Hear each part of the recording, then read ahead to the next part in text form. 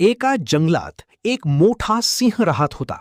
तो खूप ताकदवान होता, पण खूप आळशीही होता. तो स्वतः शिकार करण्याऐवजी रोज एखाद्या प्राण्याला पकडून खात असे. सगळे प्राणी घाबरले होते. त्यांनी एक उपाय काढला. रोज एक प्राणी स्वतःहून सिंहाकडे जाईल, म्हणजे इतर प्राणी वाचतील. एके दिवशी सशाची पाळी आली. ससा खूप हुशार होता. तो मुद्दाम उशिरा सिंहाकडे गेला. सिंह रागाने म्हणाला, "एवढा उशीर का झाला?"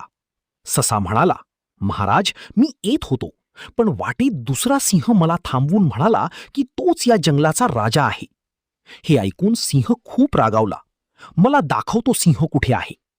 ससा सिंहाला एका खोल विहिरीजवळ घेऊन गेला आणि म्हणाला, "तो आत आहे."